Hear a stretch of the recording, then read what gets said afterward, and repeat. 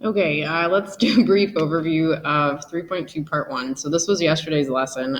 You hopefully went through the Desmos to try the questions, and then here is the key. So we'll kind of talk about and highlight some key things here. For this problem, we have a data set. We're missing a point, and the computer gives us this equation that models the data. So it's like y equals, and then we've got x in here as well. So remember, distance was our x and cost was our y.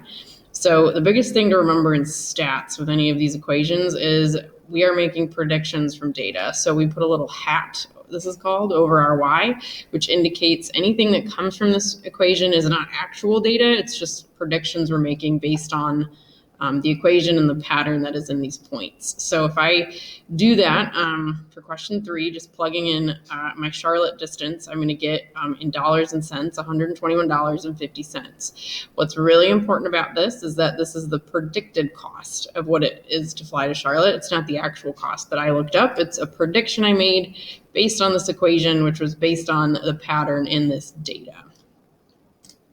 So in terms of the actual cost, my friend, we're going to pretend, found the flight for $120. So was our prediction too high or too low? In our case, it was too high by $1.50. So I subtracted this as my actual cost minus my predicted, and that's just what we would want to do all the time.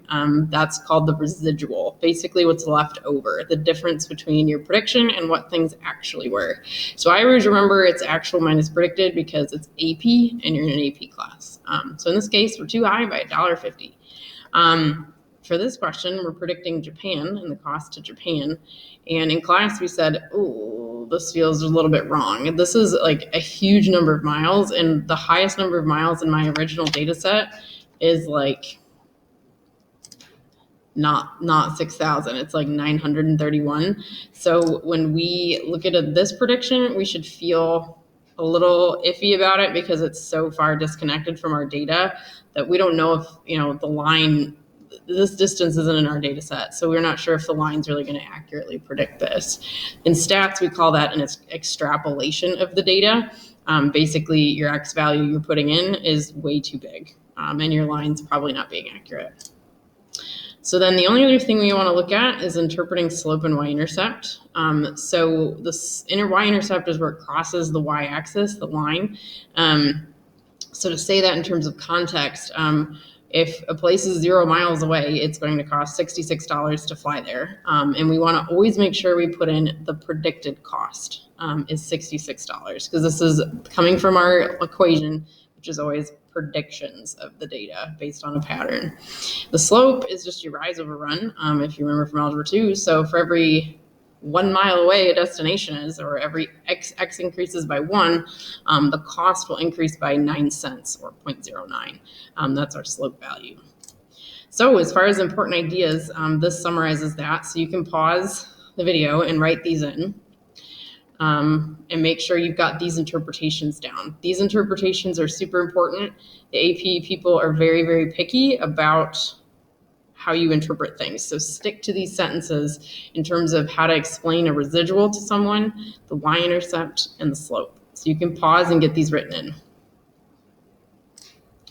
Now, one last thing you might see, and you'll practice this tomorrow, Tuesday, today at some point, is a computer output. And so it's just a bunch of numbers. They're probably going to get rid of this soon on the AP exam. It's a little old school, but there's stat software out there that analyzes data. And so one of the outputs that you'll have to read on the AP exam is just like this one. So the only 2 numbers you need are these 2. The constant is always the y-intercept. So that this would be like the y-intercept for whatever context this is coming from. And then this is always your slope number, the second number. So that's just something you'll want to note when you see an output like this. This is the y-intercept and that's the slope. You don't need really any of this other stuff right now. These are the only 2 we're worried about. So that is 3.2 part 1. Best of luck on the things. In the practice set for tomorrow, which is Tuesday, 3.2 part 1 practice, you'll go over the check for understanding, but the key is also there. So I would try it first with some of these formats for interpreting things and then check your answer. That's usually